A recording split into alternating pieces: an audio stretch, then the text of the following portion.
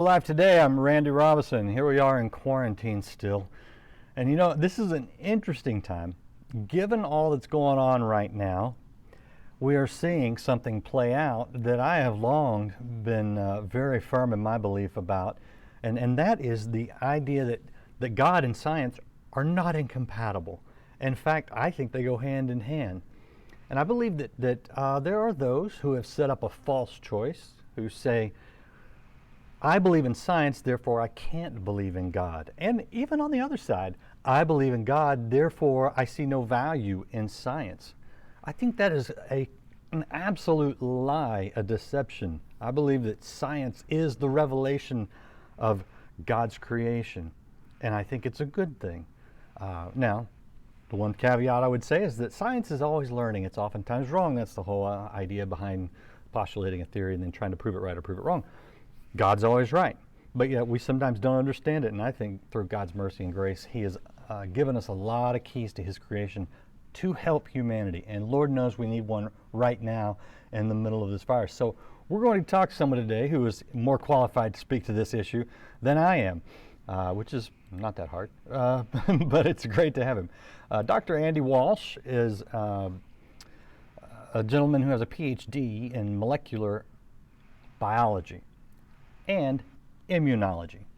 Now, I know that sounds great, and I know that probably means he knows a lot more than we do, but we'll get into some of what that means and how that plays out. Chat is open. I see you guys out there, so feel free to jump in and ask questions as we go along.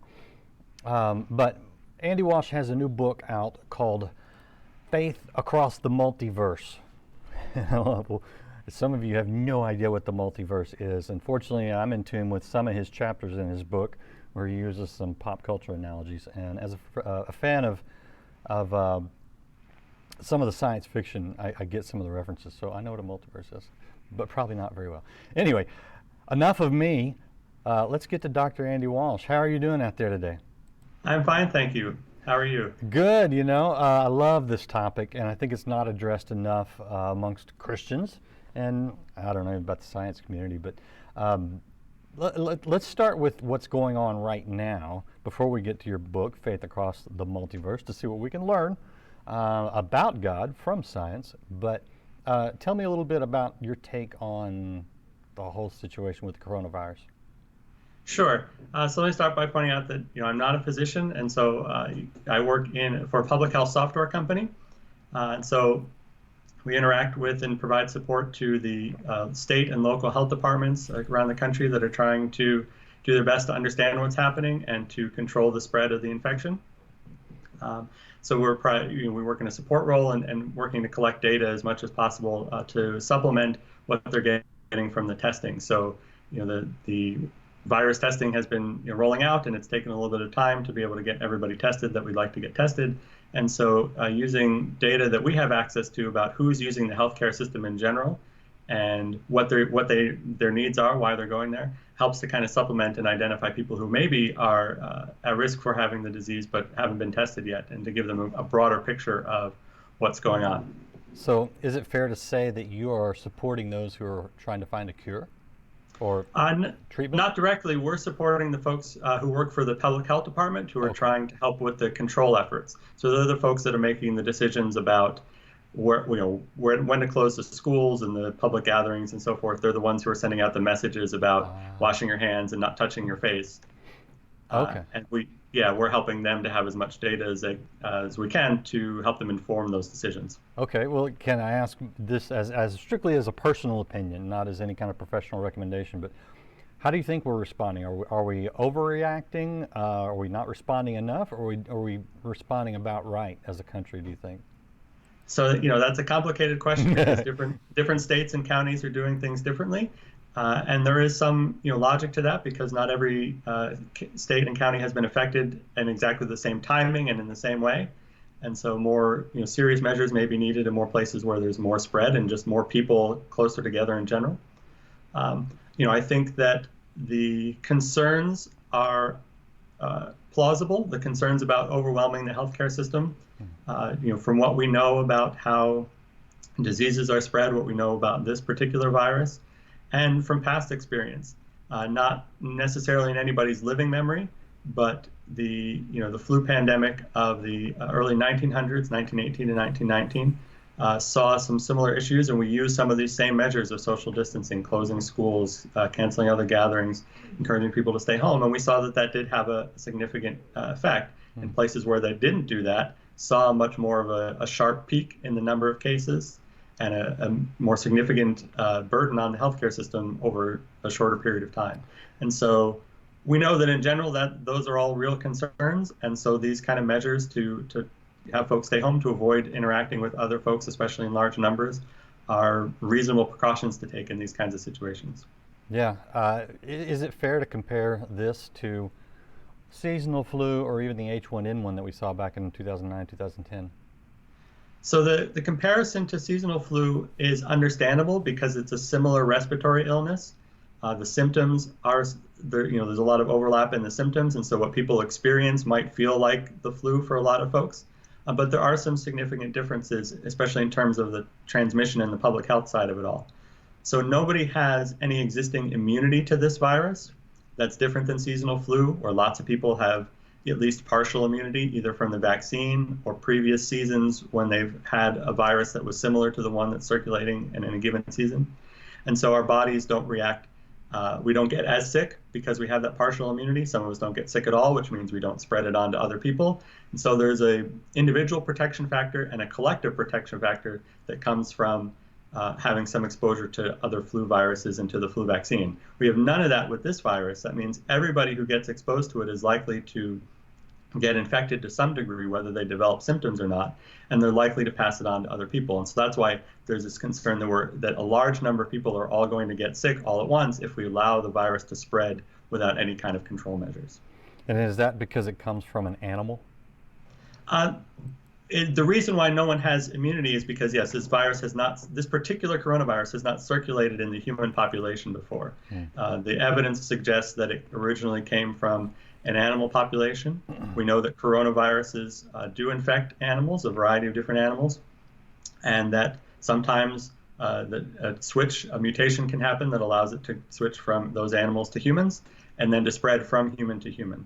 I was looking at some data just last night that they're looking at the genomes of these viruses and analyzing those and seeing how they're mutating, and it looks like they all come from a single source, so it's probably one animal to human transmission and then a bunch of human to human transmission rather than multiple interactions between humans and animals. So if we can control the human to human transmission, then that should limit the spread of this particular virus. Wow. Thank you for that insight. So I'm going to make a little bit of a transition here, and there's a reason for it. I was thinking about how last night, isn't it funny how in War of the Worlds, guess what kills off the aliens? It's a virus. Right. Right? And I figured you would appreciate that because you use a lot of science fiction analogies in your new book. And I've got a shot of it right there. It's called Faith Across the Multiverse, Parables from Modern Science. You open the first chapter with a reference to Hitchhiker's Guide to the Galaxy, which I love. I'll just admit it. I think it's hilarious. But let's get into some of let's before we get to the parables in your book, let's talk a little bit about this tension between faith and science, because you're a Christian and a scientist. What's your take on the whole science versus God construct? Yeah, so I think you set it up well at the beginning of the program. There are definitely folks who cite scientific reasons for being skeptical of religion, and there are folks who cite religious reasons for being skeptical of science, or at least certain parts of science or certain conclusions of science. And those voices are often heard loudly. There's a saying that I picked up from a writer called Cy Spurrier. He likes to say that factions speak louder than herds. So small groups of people tend to be heard more than the large group. And so those voices don't necessarily represent the majority, but because they have more extreme views or unusual views, they get heard a little bit more often because it's more notable or newsworthy. But I think, for a lot of people, a lot of scientists, the survey data from the United States suggests that about half of all practicing scientists or working scientists have some kind of religious faith, identify with some religious tradition. many of them Christian, although not all. And around the world, we see similar kinds of things. The percentages can vary widely, but in every country, there's a significant number of practicing scientists who share some kind of religious faith or tradition. And lots of religious folks are perfectly comfortable with accepting the conclusions of science and working with scientific data, and certainly using the technology that we develop from scientific investigation. Absolutely. I mean, and I think you'd be crazy not to in a lot of regards. Let me ask you about the number one thing I hear from people that start barking, I believe in science, I don't believe in God. They say there's no evidence of God. How do you deal with the evidence question? Right. So there's a issue of whether we're talking about scientific evidence or evidence more broadly. I think some folks kind of get narrowed in because they're used to working in science that all evidence needs to be scientific evidence. All evidence needs to be physical data and measurements and repeatable data sets. But there are lots of things that we accept the truth for based on other kinds of evidence besides scientific evidence. And I think many religious claims, certainly many of the claims of the Christian tradition about truth, have basis in evidence, but it's not that kind of scientific evidence. It's other kinds of evidence, like historical documentation, eyewitness testimony in Scripture, personal experiences of people living today, and even things like the fact that most Christians attend church on Sunday, whereas if you look in Scriptures, they're coming off of a tradition where the Sabbath started out on Saturday and religious observance were on Saturday. Something had to have happened to cause that shift, so that we're all going to church, or most of us are going to church on Sunday now, and the Bible testifies to that being the resurrection of Jesus. So that even is not maybe the strongest evidence, but it's a type of evidence that we can see even on a weekly basis in our present situation. How were you a scientist first and then a Christian, or a Christian first and then a scientist? That's a great question. Credentially, I was not a scientist first. I was a Christian first. But my passion for science and my passion for Christianity and the Bible, I think, all started pretty young. So it's a little bit hard to tease them apart. Okay. Well, so did you get any flack from either side or both sides as you pursued both God and science? Yeah. So there were folks, growing up there were folks in my church and Christian circles who were concerned about, pursuing a career in science or concerned about specific aspects of science. But because I was interested in public health and infectious diseases from pretty early on, I think most folks saw the value of anybody, including Christians, pursuing a career and a vocation in, helping others and helping with the health of communities. If they didn't then, they see it now. Well, yes, absolutely. So there was some tension, but not a lot. And on the flip side, I've been very appreciative of the fact that I haven't really had any issues with my scientific colleagues having a problem with my religious beliefs or religious practices. Whether in undergrad or grad school or as a professional. I don't work with a lot of scientists right now because I work for a software company. But even within that community, with the broader public health context that I work in, I haven't had any issues. Good. I think you're the only Christian book I've seen in a long time that had an endorsement from a professor at, I think it was Carnegie Mellon University, on your website. I was like, you don't see that often. A scientific professor, right? Talk about the book a little bit and some of the lessons that you unpack. What's the one that stands out to you the most? So one of my favorites is using the mathematics of chaos theory to talk about God's grace. So there's a lot of words there, so let's unpack that a little bit. So chaos theory, so I use the story of Jurassic Park to introduce chaos theory. And I use science fiction stories because chaos theory and math and theology are all kind of abstract and unfamiliar. And so science fiction stories, even if you haven't heard the story, it at least gives you a narrative hook and a human scale hook to start to introduce those concepts. Yeah. So in Jurassic Park, they talk a lot about chaos theory. It's a branch of mathematics that deals with systems that change over time and systems that, depending on small changes in the starting conditions, can have big changes in the ultimate outcome of the system. And so the example that's given in the movie and in the book is taking a drop of water and letting it run down somebody's hand, and depending on exactly where you put that drop of water and exactly how the hairs and skin cells are arranged on the hand, it'll fall off to the side or run towards the fingers or whatever. So you can get a big difference in the outcome, even though it seems like the drop went right in exactly the same place every time. And so you can study systems like that mathematically and show that it's not just a problem of measurement or anything like that, that there are real features of these mathematical systems that cause them to diverge. But another feature of many of these chaotic systems is that they have what's called an attractor. They come back to a stable pattern over time.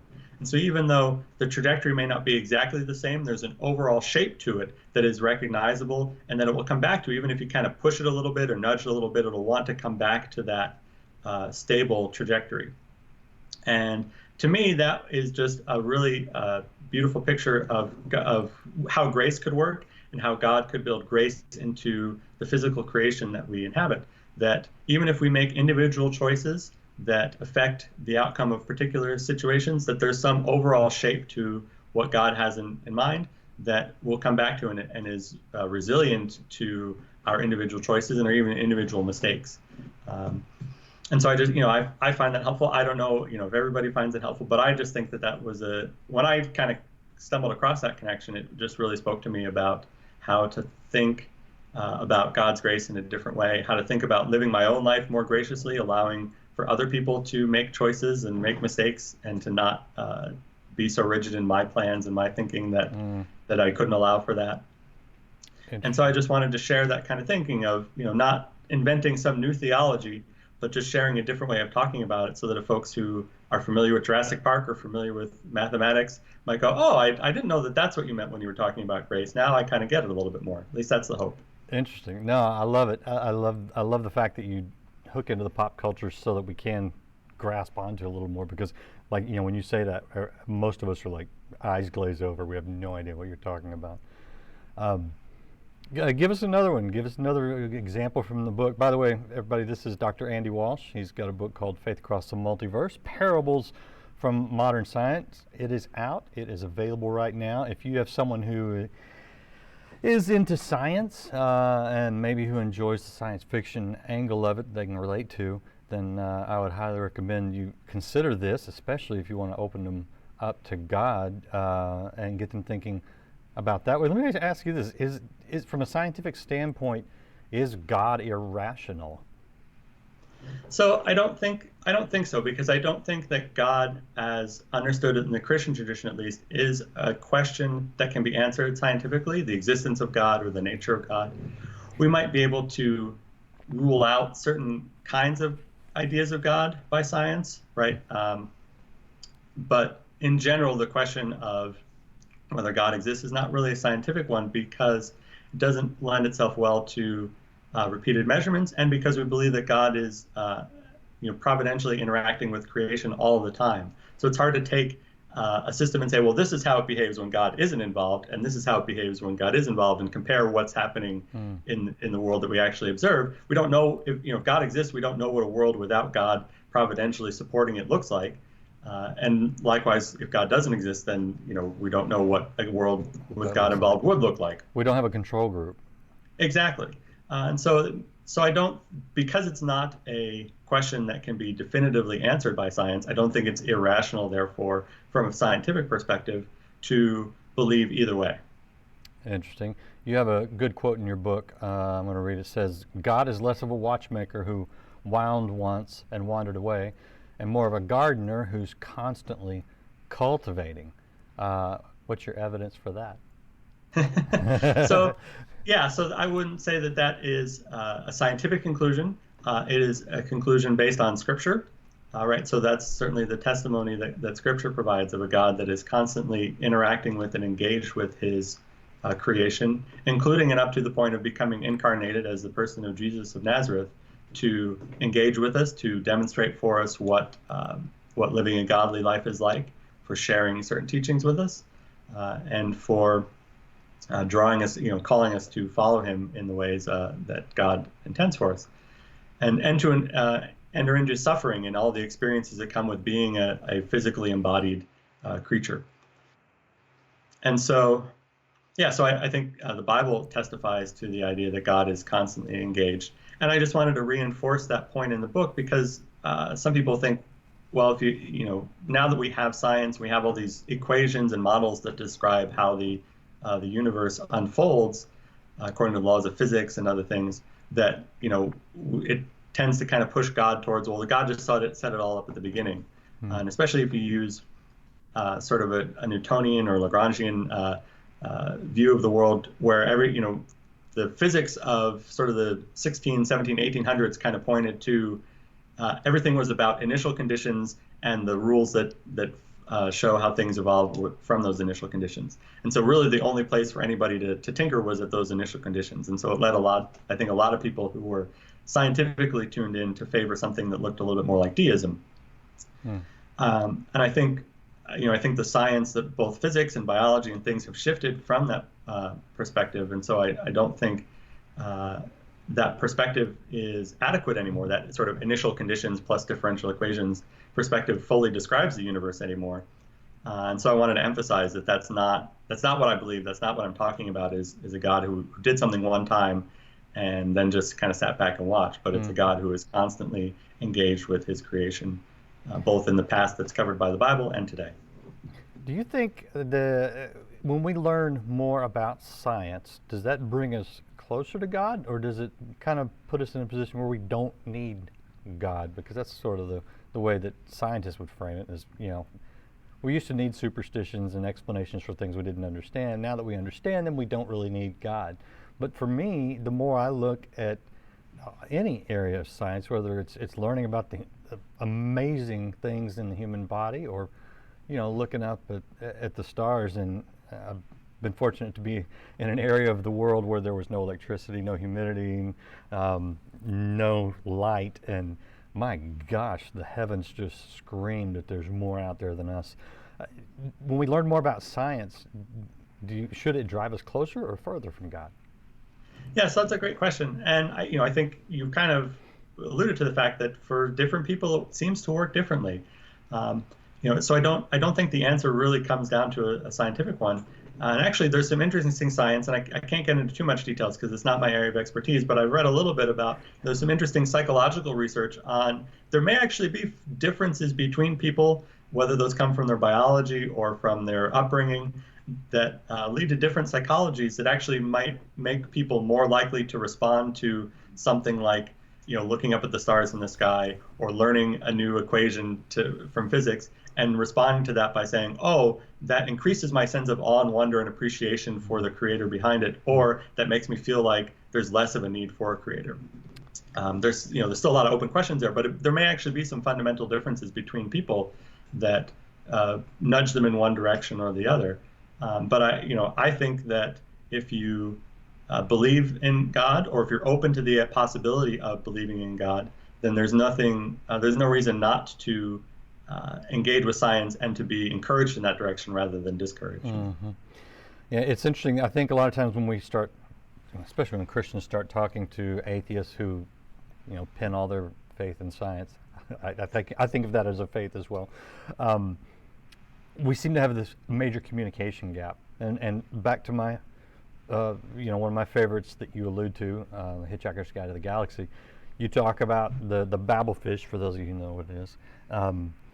And the problems sometimes we have in communicating. How do we communicate as a Christian to people who don't believe, when most of us are not scientists, and we don't study the things that you've studied, and it's not really critical to us, but we don't know how to talk to those who are steeped in that and who are very antagonistic towards the idea of God. How do we bridge that gap? Yeah, so that is a challenge, and I think a big part of it is listening, is trying to get a better sense of where someone is coming from, why they think the way that they do, why they use the words that they do, and what they mean by them. I think that as basic and kind of simple as it might seem, sometimes we really just are using the same words and meaning very different things by them, and that can really get in the way of communication. You brought up faith and faith in science as an example. A lot of people use that terminology. A lot of people think of scientism or atheism is a religion, and something I touch on a little bit in the book. I do think I understand why people say that and where they're coming from, but I think there can be a challenge in communicating with somebody if you say, oh, you just have faith in science that's just like my faith in God, because they might hear that word differently. They might have a very different understanding of what faith means, and so they're going to be very resistant to the idea that they have a faith in science. They would describe it in some other terms. And I think we need to make room for that. I think instead of saying, oh, what you have is just like my religious faith, we can maybe explain what we're trying to get at when we say you have faith in science, but we also need to listen and say, well, how would you describe your relationship to science? What do you understand by the word faith? And let's have a conversation and talk through that a little bit instead of just assigning labels and stopping there. Yeah, no, you know what? I think you're 100% right, and I think I'm 100% guilty of that sometimes. What is the best thing to say in that case? Yeah, in terms of describing somebody's relationship to science?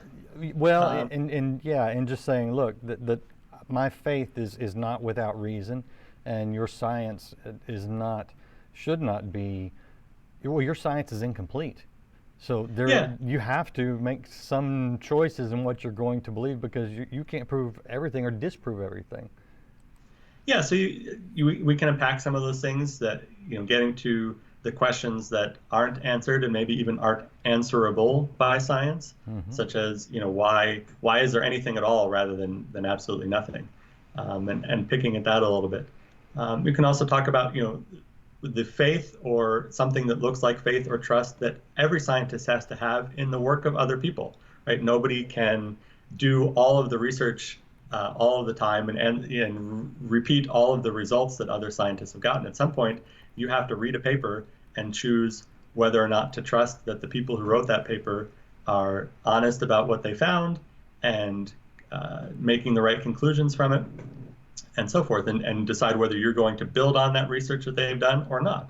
And there's a trust element to that, and whether we call that faith in our fellow human beings or trust, or we have some other word for that, there's still an element of that. And so kind of being able to unpack that a little bit and understand what the life of somebody else looks like, and what aspects are part of their worldview and their construction of their job and their vocation in their life can help us to further that conversation. All right, I have a couple of random questions from the world of the internet. Okay. And I'm just going to throw them out there. I don't know that they directly apply to your area of expertise. Someone's asking if we should be concerned about pets since coronavirus came from animals. Right. So that's a good question. So what I have heard from veterinarians and other scientists in this area is that the evidence so far doesn't look like our pets, at least our, the dogs and cats that most of us have, are at risk of becoming infected with the virus. There were one or two examples in China of a companion dog testing positive weekly for the virus, but they think that really that was just sort of a physical carrying mechanism. So somebody had pet the dog and got a little bit of virus on the dog, but the dog didn't then go on to become infected. They just had some virus on them, and that's what was testing positive. So it doesn't look like companion animals and pets are at risk from catching this infection from humans, but there are still some unknowns. So we're all learning a lot about this virus as it goes. All right, and the other question has to do with the mental health aspects of it. Do you get into that at all, or you look at any of that? How people are faring, quarantine, anxiety, those kinds of things. Yeah. So at my job, we support public health departments and the range of things that they do. So some of our users and customers are working in exactly those areas, and they are concerned about those things, because this is a big shift in how we operate, and that's going to have mental health consequences. And so, we're trying to keep tabs on that. The data that I have seen doesn't look like, at least reaching a healthcare level, people interacting with hospitals and other healthcare services, that we're seeing a big shift in that. But I think it's still pretty early on. Yeah. And so I would definitely encourage people, to reach out to their friends and neighbors, even if they have to do it electronically. Check in on people, get outside for exercise as appropriate in your area, and do the things that you need to do to take care of your mental health as well as your physical health. Yeah, and when we talked about the dogs, and you'd spoken earlier about the mutations, my understanding is that it has already mutated once in humans. Is that correct? So this virus is what they call an RNA virus, which means that instead of using DNA as its genetic code for its genome like you and I do, it uses RNA. RNA molecules are a little bit less stable chemically, and our bodies, our cells, do not have the ability to replicate RNA from RNA the way that we can replicate DNA from DNA. So an RNA virus has to do all of its RNA replication with its own proteins, and those proteins are more error prone than our mechanisms. We have more complicated error correcting mechanisms for copying our genomes. So the virus is mutating. A lot of those mutations don't necessarily impact the infectivity or the pathogenicity of the virus, how sick it makes you and how likely you are to spread it to somebody else. They're what we call neutral mutations. But yes, we can see that there are already mutations occurring. Whether that is going to have an impact on the public health dimensions of this pandemic is unclear. I don't think there's any evidence of, I've not seen any evidence of a mutation that was specifically clinically relevant. But yes, there is evidence of mutations in the virus. All right. Wow. Okay. Dr. Andy Walsh, thank you so much for your time and expertise. And I would say to everybody out there who's quarantining at home, pick up this book. It's called Faith Across the Multiverse. And I'm assuming that's available pretty much anywhere, or is it? It's from Hendrickson Publishers, so they have a website and all the usual electronic retailers, and physical bookstores can order, and there are ebook versions available online as well. Perfect. Pick it up, educate yourself, have conversations with your friends, and for your own mental health, I would say that hopefully, my goal is to encourage you on a daily basis, to encourage spiritual growth, and in my opinion anyway, that keeps us in a much better state of mind. So come on back here to Life Today, share these. If you know anybody that's into science, man, and especially if they've got some issues with God because of their adherence to science and some of the questions that it raises, the legitimate ones, share this one for sure. And then come back. I'll see you again tomorrow right here on Life Today Live.